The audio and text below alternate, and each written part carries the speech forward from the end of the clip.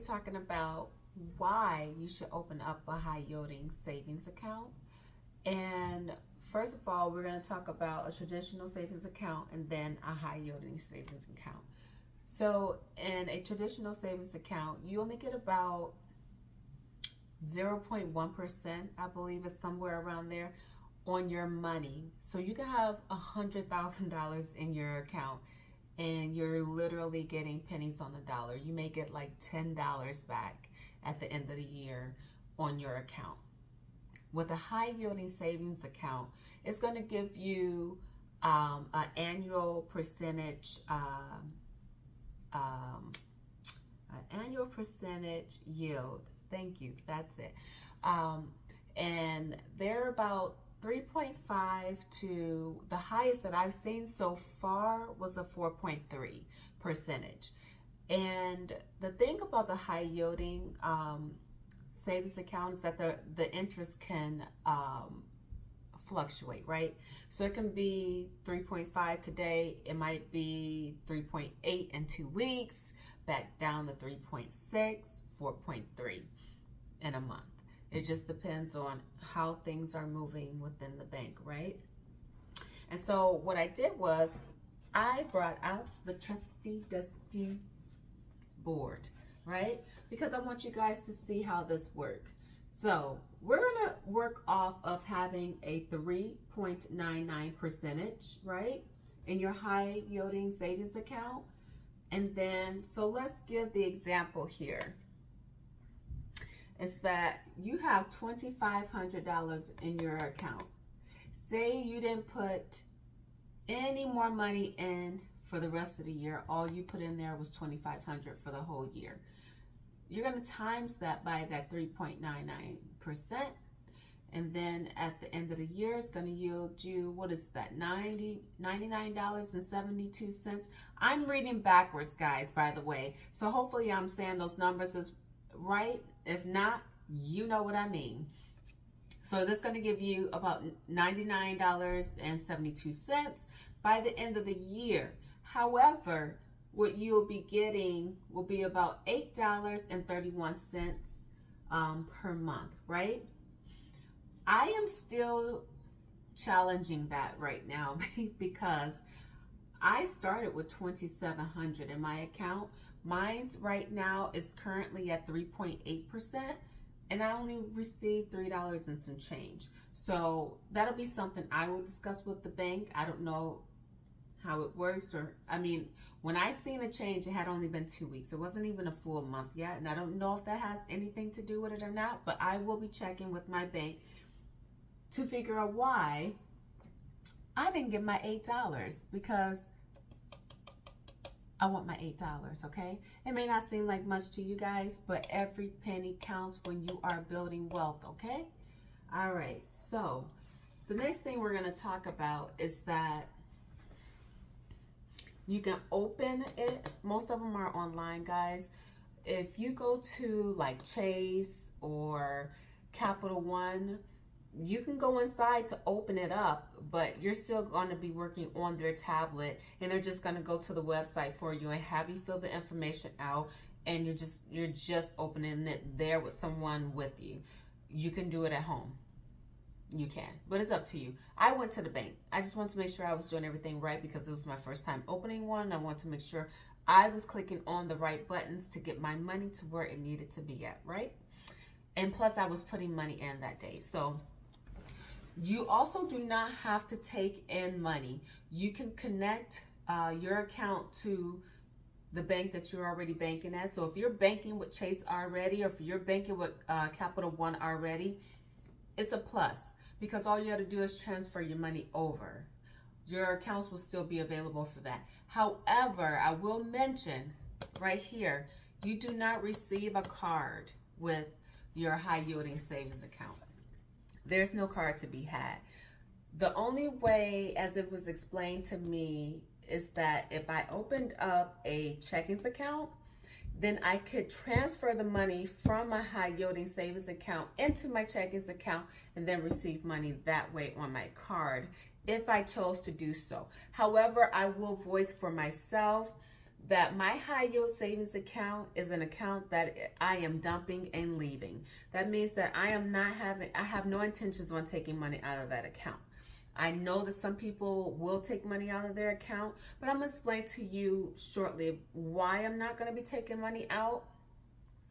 But I'm going to also explain to you why you can take money out at the same time, okay? So there's no cards, right? And like I said, you know, most of them are not connected to physical banks. However, there are a few of the big name brand banks that has a physical bank. And I just told you how you can work that out as far as transferring monies if you need to withdraw money. Okay? So, when you're putting money into an account, now I'm not assuming that you or the average Joe is going to have 250K, okay? Because that's what you're maxing these accounts out at. You don't want to put more than that in any account because you're only guaranteed secured 250,000 is only secure. The bank goes bankrupt, something happens, you're only going to get 250,000 back. The great thing about having those is that you can open up multiple accounts. You don't have to wait until you get to here at all to open up another account, because I will tell you that I will be opening up another account because I'm going to go with the other account that has the 4.3% that I found as well. So it's okay to open up multiple accounts. You want to do that anyway. Don't have all your eggs in one bucket is how I see it in the first place. Now, I know for a lot of you guys, you're starting from the basics and you're like, okay, I'm just trying to save $1,000. I'm with you, okay? You can do it. Hold off on the multiple accounts. Just go with the one. So if you are still dipping back into that account, your savings account, still put your money in there, okay? It is totally okay to put your money in there, even if you're going to be taking money out. So say like, you have your payroll check deposited into that account. If somehow you can get it to where it allows it to go through that cycle and you're not taking all the money out, you're going to get paid on that full amount that you put in there, right? And go ahead and take the money out of the account. You can do that. I won't be doing it myself, but you can totally take the money out, right? So, also note, there's no way that any of us will be avoiding Uncle Sam. So at the end of the year, they're going to send you what is called a 1099 INT form, where you're going to have to pay money back on that from that account. I believe if you're withdrawing the money, but I also, from what I understand, doesn't matter if you're withdrawing the money or not. You still have to pay on that, because I do remember getting one of those forms some years ago from just my regular traditional savings account, and which it didn't matter anyway, because they was only paying out like 0.01%. I think I got like $1, $10, I don't know, something tremendously small, and which didn't matter in the first place, right? However, in a high yielding savings account, when you're starting to put money in there, it is going to count. And I should have wrote this down, because it counts after a certain amount. So just check up on that, because the taxes count at a certain amount. But either way it go, if you receive a form, because you're going to receive a form, so make sure your address is updated on your account anyway, because you're going to receive a form. You're going to have to pay those taxes. Don't evade them, okay? So getting back to why you can take money out of your account, right? So say you've decided that, I'm throwing numbers out here, guys. Do not scream at the messenger, okay? You're putting $1,000 in a month, right? And you've decided, I'm not going to spend any money out of this account because I want it to grow, right? I want it to grow and grow and grow and grow. Do you guys know where I'm going with this? Have you heard of the ETFs? With the dividends, you drip it back into the account. This is sort of like the same thing, right? we'll discuss the ETFs on another video. This is sort of the same idea. However, the interest rates on high yielding savings account is higher. ETFs, you're going to get about 2%. However, don't rush to put all your money into the ETFs, because I know what you're thinking. I'm sorry, into the high yielding savings account. I know what you're thinking, like, well, why would I put my money here when I'm getting more money in the ETFs? Pause. If you remember, I said that the interest rate fluctuates, right? So that means it can go up, it can go down, it may not move. With the ETF, guys, the money is always going up. You can almost always bet on the ETFs to always be growing. So even if it only gives you 2%, the value of it is going up, which allows you to get more money out of it. Now, initially, you may not get that much in dividends, but as time goes on, it will grow. But we'll talk about that in another video. So I think we have discussed everything on here for the high yield savings account. Now, say, like I was saying, you put $1,000 in, right? And you decide that, okay, and be patient. We're talking about somebody who's been putting $1,000 in a month, and they have decided that they want to be patient for about 10 years, right? So you've put $1,000 in 10 years, you're at $120,000. You decide, I'm gonna change that number. I'm gonna change that number because I have an idea now. You've been putting $2,500 in your account. Sorry about all these corrections, guys, but I want to do it where my brain can calculate a little bit faster for you guys. You decided you wanted to put $2,500 in a month for 10 years. That's going to bring you to $250,000 in 10 years. Hypothetically speaking, you were able to do that. Do not scream at the messenger. We are all starting at different levels, okay? But at the end, when you finally reach that $250,000, then this number here changes. It's no longer $8.31. It's going to be more like $831.20 that you'll be getting monthly off of this, right? Now, you can withdraw that, and that can be part of, what you're spending out for the expenses.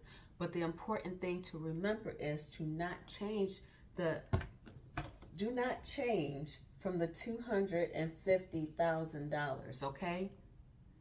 If your interest is going to be $831.20 monthly, do not take out more than that per month, because once you change this number changes, right? If you want to use that as a portion of your income, do not take this money out. However, you still have to take the interest rate fluctuating into an account, right? So then the easiest way to do that is to always check your account before you withdraw the money. Because say the interest rate goes down to 3.6 and it was not 3.8 for that month, well, you're not going to be able to take out $831. It's going to be somewhere around $825, which is still fine and it's not that much off, but you want to make sure you're not touching this amount of money, because then that number changes. Now, if you're okay touching this money and you're okay with that number going down, by all means, do your thing, baby. Do it, okay? All I'm saying is this is another way to generate income. If you are one of those people who are patient, if you're one of those people who are like me, who can set it and forget it, I can come back in 10 years with my $250,000 in this account, and then I can start withdrawing money from there at that point. If you are one of those people, and it doesn't even have to be $250,000, you might decide, okay, I'm gonna get there at $100,000, and I'm totally okay with that amount, right? then you'll be looking at somewhere around $400 a month, a little bit less, maybe $380, $90 a month, because you said, okay, I'm cool with $100,000 in 10 years. Then do your thing, baby. But just know that a high yielding savings account does yield you something great in the end, especially if you're patient. Now, if you have a good amount of money that you can put up front, go ahead and do that. You can put like 100 in one account. You can find another account that, like I said, the 4.3%, and put 100 in there, because I'm a person who don't like all my eggs in one basket, okay? So that's what I'm saying to you. Have more than one account, right? Because they're going to change either way it go. If you decided you wanted to have at the same bank establishment 2 accounts, then you do that. You have to check with the bank though to see how many accounts that they allow you to have up under your social security number. That is something important to know. I believe Chase allows you to have up to 21 accounts. Bank of America, which we're Xing them off. Bank of America is a no, because they do not offer high yielding savings accounts. They're going to offer you a CD, and that's not something we're discussing in this video today, okay? But just check with your bank, see how many accounts they allow you to open up. But don't be afraid to open up some of these accounts with the institutions that do not have physical brick and mortars. It will still be okay. You will still be able to withdraw your money in and out. It'll be like how you use on Cash App, where you can send money there, you can take money out. It's the same type of transaction, right? All right, so I feel like this video is getting long, so I'm gonna leave it right here. If you have any more questions on high yielding savings accounts, drop a message in the comments. I will get back to you on that. All right, guys, and like and subscribe, share, because this is going to be one of my side hustles, one of my streams of income. That's what I was looking for. YouTube is going to be my stream of income, one of my many streams of income.